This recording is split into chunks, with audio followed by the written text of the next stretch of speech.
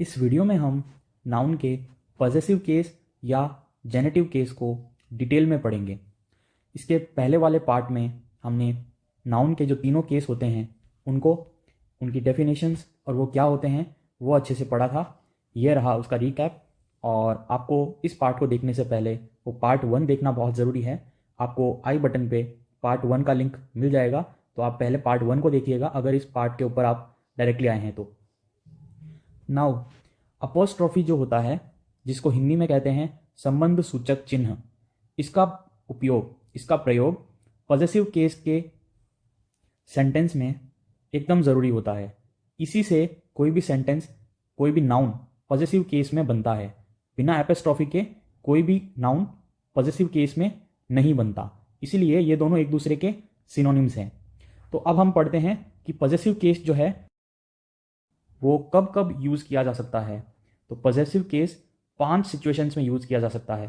पहला, पोजेशन को शो करने के लिए, जो कि हमने पार्ट 1 में भी पढ़ा था। पोजेशन का दूसरा अर्थ ओनरशिप भी होता है। ओनरशिप हिंदी में हम कहेंगे स्वामित्व। दूसरा, रिलेशन, यानी दो इंसान के बीच, दो नाउन के बीच संबंध दर्शाने के लिए। तीसरा, ओरिजिन अर्थात उद्भव, यानी जिस चीज़ से सोर्स हुआ हो उसको कहा जाता है ओरिजिन। चौथा जो सिचुएशन है वो है ऑथरशिप। ऑथरशिप किसको कहते हैं? एक ऑथर जो होता है, उस ऑथर का जो लेखन होता है उसको कहते हैं authorship.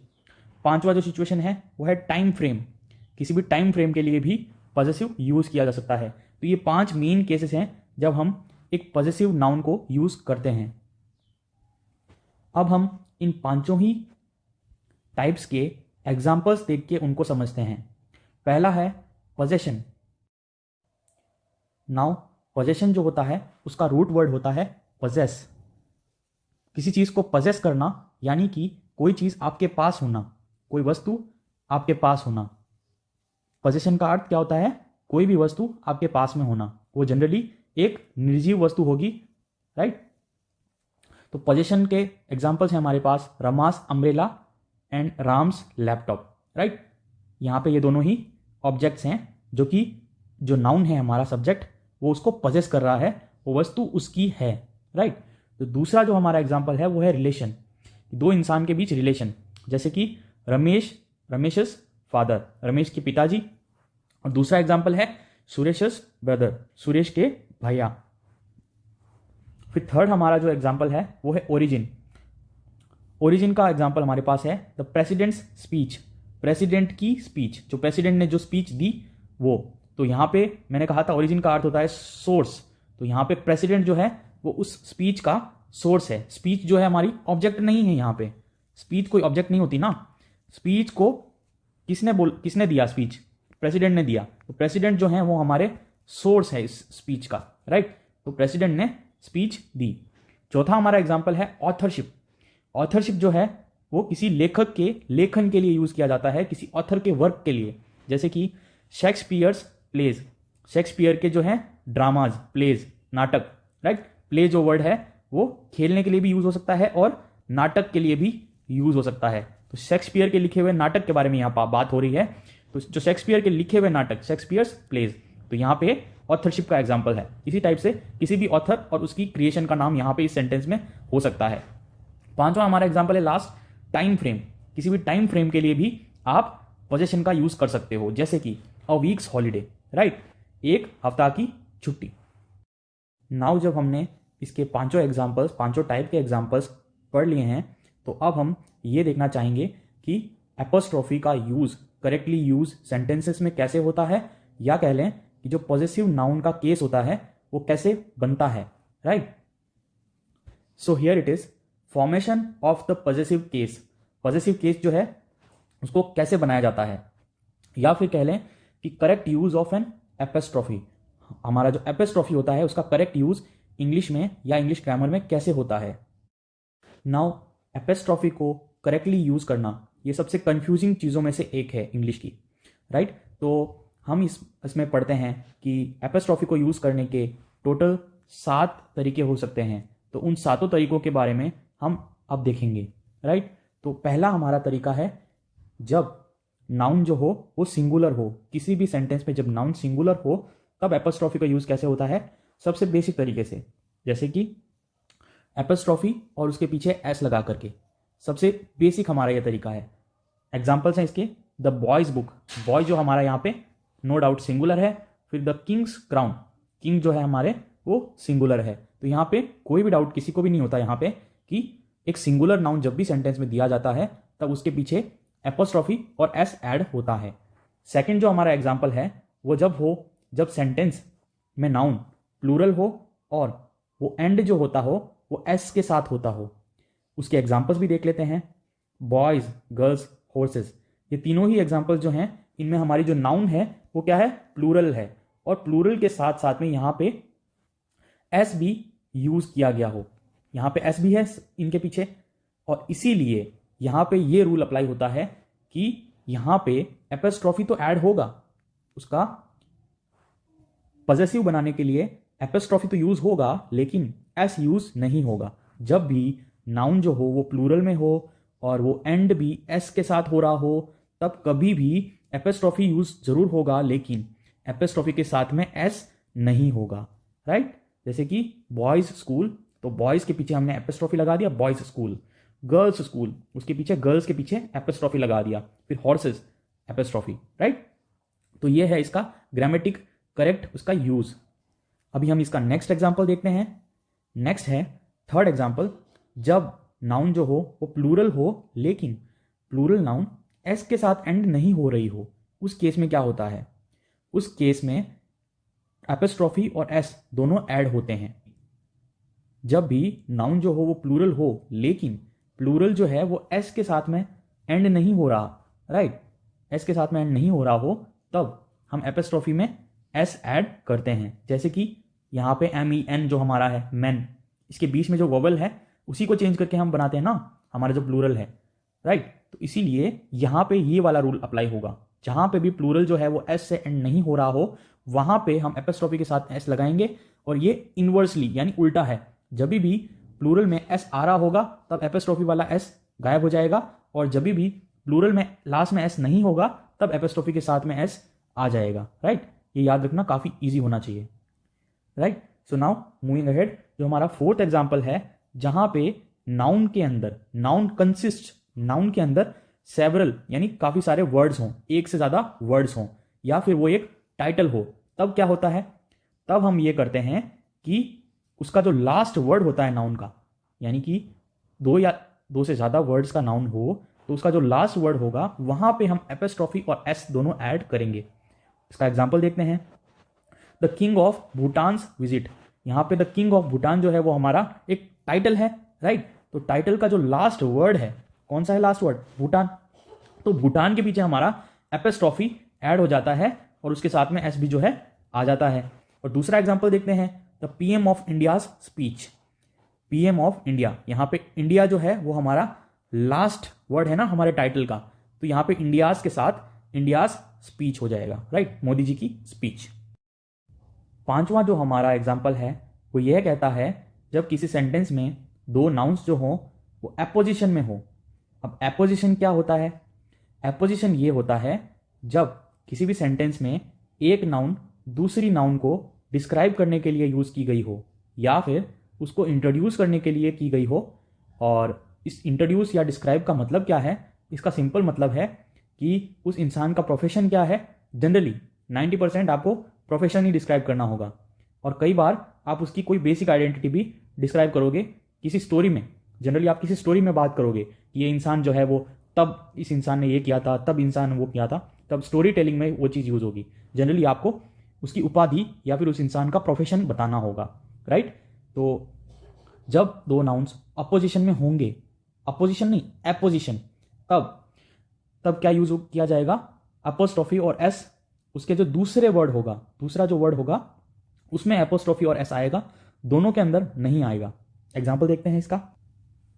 That is Tagore the poet's house, Tagore जो है वो हमारा पहला नाउन हो गया। अब यहां पे दूसरा जो नाउन है द पोएट, ये क्या कर रहा है, डिस्क्राइब करने का काम कर रहा है ना, राइट। तो दूसरा नाउन जो है वो पहले नाउन को डिस्क्राइब करने का काम कर रहा है, और इस रूल में हम क्या करते हैं, दूसरा वाला जो नाउन होता है उसके आगे एपोस्ट्रोफी और एस ऐड कर देते हैं। तो that is Tagore the poet's house. और इसी का दूसरा एग्जाम्पल है she is Kohli the cricketer's wife. कौन है वो? Right, you all know that.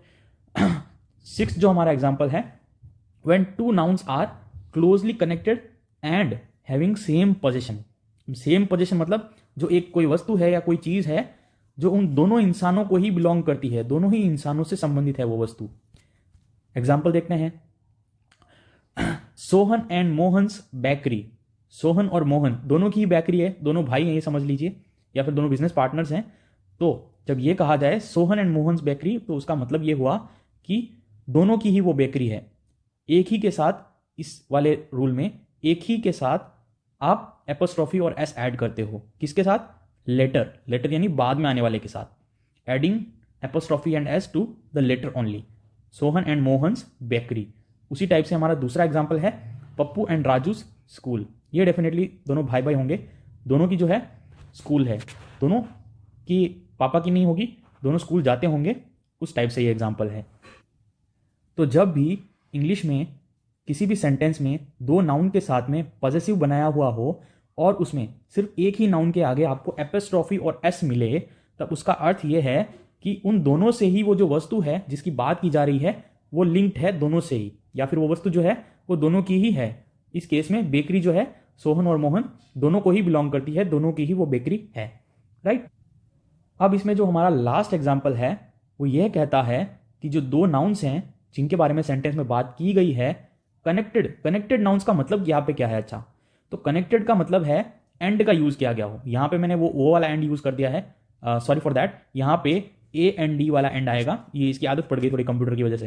Right, तो यहां पे एग्जांपल जो है वो ये कहता है राजा राव्स एंड आर के नारायण्स नॉवल। इन दोनों के जो है नॉवेल्स हैं, ये दोनों जो हैं क्या हैं? ऑथर। तो इन ऑथर्स के जो है काम, यानी इन दोनों के जो नॉवेल्स हैं उनको जब रेफर किया जाएगा, सिंस ये दोनों जो है, ऐसा तो है नहीं कि दो ऑथर्स हमेशा ही मिलजुल के कोई नॉवल लिखेंगे, और ऐसा तो कभी भी नहीं होता कि नॉवेल्स में भी कोलैबोरेशन होता भी होगा, एक लिमिटेड लेवल तक होता होगा। राइट, इतना बेसिक एक कॉमन सेंस होती है चीज़ों की। तो राजा राव्स एंड आर के नारायण्स नॉवेल्स, राजा राव के और आर के नारायण के नॉवेल्स के बारे में बात की जा रही है। दोनों के अलग अलग नॉवेल्स हैं, दोनों की अलग अलग पोजीशन है। राइट, सेपरेट पोजीशन है दोनों की, इसीलिए इन दोनों ही नाउन्स के आगे आप एपोस्ट्रोफी का यूज करते हो। राइट, तो ये जो एक की डिफरेंस है इसको जानना बहुत जरूरी है। जब भी किसी भी सेंटेंस में दो नाउन के बारे में बात की गई हो और उन दोनों का एक ही पोजीशन हो, एक ही वस्तु हो जो उन दोनों से रिलेटेड हो, उन दोनों की ही वो वस्तु हो, तब हम एक ही नाउन के आगे, जो आगे वाला जो नाउन होगा सेंटेंस में, उसके आगे हम एपोस्ट्रोफी का यूज करेंगे। लेकिन जब किसी भी सेंटेंस में दो नाउन्स कनेक्टेड तो हो लेकिन उनकी जो पोजीशंस जो हो वो अलग अलग हो, दोनों की क्रिएशंस अलग अलग हो, उस केस में क्या होगा? दोनों के आगे ही एपोस्ट्रोफी का अलग अलग यूज किया जाएगा। I hope that's clear. तो ये थे वो 7 तरीके जिनमें एपोस्ट्रोफी का यूज किया जाता है, या फिर जिनमें ग्रामर में हमारा एक पॉजेसिव नाउन का जो केस है वो बनता है। लेकिन अब इसमें कुछ अपवाद भी होंगे। ग्रामर जो है, हम हमेशा कहते हैं कि अपवादों से भरी हुई है, वो एक्सेप्शन से भरी हुई है। राइट, तो उसमें कुछ एक्सेप्शंस के रूल हम देखते हैं। सबसे पहला हमारा रूल है वो ये कहता है कि पॉजेसिव केस जो है, यानी एपोस्ट्रोफी जो है, वो सिर्फ और सिर्फ नेम्स ऑफ लिविंग थिंग्स, यानी सजीव इंसानों के साथ, प्राणियों के साथ यूज किया जाता है। यानी निर्जीव वस्तुओं के साथ एपोस्ट्रोफी यूज नहीं किया जाता। ये बात करें हम जनरली, अब जनरली का एक्सेप्शन भी नीचे मिल जाएगा। अब इसका एग्जाम्पल है the governors bodyguard, the Lions main. Literally जितने भी हम पढ़े हम अभी तक एग्जाम्पल्स, सारों में ही हमने एक सब्जेक्ट को, एक लिविंग सब्जेक्ट को यूज किया है, उसी के आगे हमने एपोस्ट्रोफी को यूज किया है। लेकिन ऑब्जेक्ट्स के आगे हम क्या यूज करते हैं? जब एपोस्ट्रोफी ऑब्जेक्ट्स के आगे यूज नहीं करते तब क्या करते हैं? यूज प्रेपोजिशन करते हैं। जैसे कि the leg of the table, table का पैर, टेबल का जो है पैर। लेकिन यहां पे हम टेबल्स लेग यूज नहीं करेंगे। क्यों नहीं करेंगे हम? क्योंकि टेबल जो है वो हमारा एक नॉन लिविंग ऑब्जेक्ट है, ना कि living subject. Right, the cover of the book, इस एग्जाम्पल में भी हम बुक्स कवर यूज नहीं करते, क्या यूज करते हैं? The cover of the book. Right, तो ग्रामेटिकली करेक्ट जो फॉर्म होगा वो होगा प्रेपोजिशन का यूज करना जब भी कोई नॉन लिविंग ऑब्जेक्ट की बात हम किसी सेंटेंस में कर रहे हों। राइट। जब लिविंग सब्जेक्ट होगा, लिविंग थिंग्स होगी, तभी उसके साथ प्रेपोजिशन का यूज किया जा सकता है, एक अपवाद को छोड़ के। अब वो अपवाद क्या है, चलिए देखते हैं। पॉजेसिव तब यूज किया जाता है जब कोई ऑब्जेक्ट्स पर्सनिफाइड की गई हो। पर्सनिफाइड का अर्थ क्या होता है, हमने पर्सनिफिकेशन को पढ़ा था हमारी एक प्रीवियस क्लास में, और उसका मैं जो है आई बटन में यहीं पे मैं दे दूंगा, आप देख लीजिएगा आई बटन पे कि पर्सनिफिकेशन क्या होता है अगर आपको ये जानना है तो, राइट। तो पर्सनिफिकेशन जो है उसका हिंदी में अर्थ होता है मानवीकरण। जब किसी वस्तु का मानवीकरण कर दिया गया हो तब पॉजेसिव यूज किया जा सकता है। एग्जाम्पल है India's heroes, nature's laws, fortune's favourite, moon's smile, at duty's call, at death's door. ये सारे हमारे एग्जाम्पल्स हैं जहां पे ऑब्जेक्ट्स के साथ में भी हम एपिस्ट्रॉफी का यूज कर रहे हैं, पॉजेसिव हमारा नाउन बन रहा है। लेकिन यहां पे एक चेंज क्या हो जाता है कि ये सारी की सारी जो ऑब्जेक्ट्स हैं ये पर्सनिफाइड है, इनका मानवीकरण किया गया है, राइट। नेक्स्ट जो है वो हमारा रूल ये कहता है कि जब किसी प्रॉपर नेम के साथ में पॉजेसिव का यूज किया जाए तो वो कई बार जो है एक बिल्डिंग या फिर किसी प्लेस ऑफ बिजनेस यानी किसी काम करने की, किसी व्यवसाय की जगह को डिनोट करता है, दर्शाता है। इसके एग्जाम्पल्स देखते हैं। She has gone to the baker's, वो जो है एक बेकर्स की शॉप पे गई, राइट। तो बेकर्स का यहां पे मीनिंग है बेकर्स शॉप, राइट। ये क्या हुआ हमारा प्लेस ऑफ बिजनेस। दूसरा एग्जाम्पल ये कहता है tonight I am dining at my uncle's, मैं अपने अंकल के घर पे आज खाना खा रहा हूं या खाऊंगा, राइट। तो यहां पे जो अंकल्स लिखा हुआ है सिंपली इसका मतलब है अंकल्स हाउस। तो ये इंग्लिश के थोड़े से अनऑर्थोडॉक्स रूल्स हैं जो कि एडवांस इंग्लिश में काफी यूज में आते हैं, राइट। ग्रामेटिकली ये करेक्ट हैं, गलत नहीं है। Can you tell me the way to Tirupati's, क्या आप मुझे तिरुपति जाने का रास्ता बता सकते हैं। तो यहां पे जो है तिरुपतिज का मतलब हुआ तिरुपति बालाजी धाम, और जो सुनने वाला होगा वो समझ जाएगा कि तिरुपति बालाजी जाना है अगले को, वो हाईवे से आगे कहां से टर्न ले क्या ले, राइट। तो ये हमारा एग्जाम्पल हुआ कन्वर्सेशन इंग्लिश में एक बिजनेस के या फिर किसी जगह के नेम को कैसे शो किया जाता है। Coming to the very last rule of our lesson, एक ये बहुत डाउटफुल कंडीशन बन जाती है बहुत बार जब भी हम इंग्लिश यूज करते हैं या कोई जब बड़े बड़े सेंटेंसेस को यूज करते हैं, राइट। तब ये एक डाउटफुल बन जाता है कि कहां पे एपोस्ट्रोफी यूज करें या कहां पे हम प्रेपोजिशन जो है ऑफ इसको यूज करें, राइट। तो इसका एक सॉल्यूशन ये है कि जब भी ओनरशिप के बारे में या फिर पोजीशन के बारे में बात की गई हो, किसी निर्जीव वस्तु की पोजीशन या ओनरशिप के बारे में बात की गई हो, तब हमेशा ही आप जो है एपोस्ट्रोफी का यूज करोगे, कभी भी आप ऑफ का यूज नहीं करोगे, हमेशा ही आप एपोस्ट्रोफी का यूज करोगे।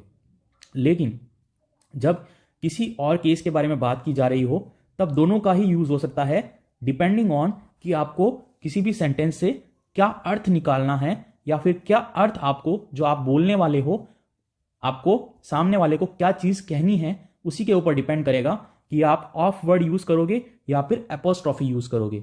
उसके एग्जांपल्स हम देख लेते हैं सिंपली। अब यहां पे हमारे पास एक एग्जांपल है जहां पे ऑफ और एपोस्ट्रोफी को यूज करने से सेंटेंस का पूरा अर्थ ही पलट जा रहा है। इसी टाइप से इंग्लिश में बहुत सारे सेंटेंसेस होते हैं, लेकिन हम इस सेंटेंस को समझते हैं। The prime minister's reception in Delhi, the prime minister's reception in Delhi. इसका मतलब है कि एक रिसेप्शन जो कि पीएम ने खुद हेल्ड किया, खुद पीएम वहां पे उपस्थित रहे दिल्ली में, राइट। और जो उसका दूसरा एग्जांपल है जो हम प्रेपोजिशन ऑफ यूज करते हैं उसे क्या बन जाता है, the reception of prime minister in Delhi. जब प्राइम मिनिस्टर दिल्ली में एंटर हुए तब लोगों ने उनका किस टाइप से स्वागत किया ना, तो यहां पे जो रिसेप्शन ऑफ समवन ना, उसका मतलब ये हो जाता है कि किसी के आने पे उसका स्वागत करना, राइट। तो यहां पे जो है पूरा अर्थ ही चेंज हो जाता है सेंटेंस का। इसीलिए जब भी किसी भी सेंटेंस में ओनरशिप या पोजेशन की बात की गई हो तब तो आपको ऑफ यूज करने की कोई जरूरत नहीं है, वो वहां पे गलत हो जाएगा सेंटेंस। वहां पे आपको 100% आपको एपोस्ट्रोफी यूज करना है। लेकिन जब भी किसी सेंटेंस में पोजेशन या ओनरशिप के अलावा कोई भी और टाइप का वहां पे सेंटेंस हो, वहां पे आप ऑफ का भी यूज कर सकते हो और एपोस्ट्रोफी का भी यूज कर सकते हो, डिपेंडिंग ऑन कि क्या अर्थ आपको निकलवाना है उस पर्टिकुलर सेंटेंस का। आई होप इस वीडियो लेक्चर से आपका एपिस्ट्रॉफी को इंग्लिश या बेसिक इंग्लिश में यूज़ करने का तरीका या फिर पॉजेसिव नाउन इंग्लिश ग्रामर में कैसे काम करती है वो सारा कुछ आपका क्लियर हो गया हो। In case any doubts you can put down in the comment section, I will reply any time. And अगर आप इंग्लिश में बिगिनर हो तब आपको ये सीरीज़ जो है मैंने स्टार्टिंग से जहाँ से स्टार्ट करी है वहाँ से आपको देखनी है, और इस चैनल पे आपको बहुत सारा इंग्लिश रिलेटेड कंटेंट मिलेगा। ना सिर्फ आपको कंप्लीट इंग्लिश ग्रामर की 2-3 जो इंपॉर्टेंट बुक्स होती हैं वो मिलेंगी, बल्कि आपको इंग्लिश वोकेबलरी, इंग्लिश स्पीकिंग से रिलेटेड सारी की सारी इन्फॉर्मेशन आपको मिलेगी कि आपको कैसे अपने आप को इंग्लिश में कंप्लीट लेवल पे इम्प्रूव करना है, बेसिक से लेके एडवांस लेवल तक जाना है, उसमें मैं आपकी कंप्लीट हेल्प कर दूंगा। Thank you for watching this and until the next one, I am signing off.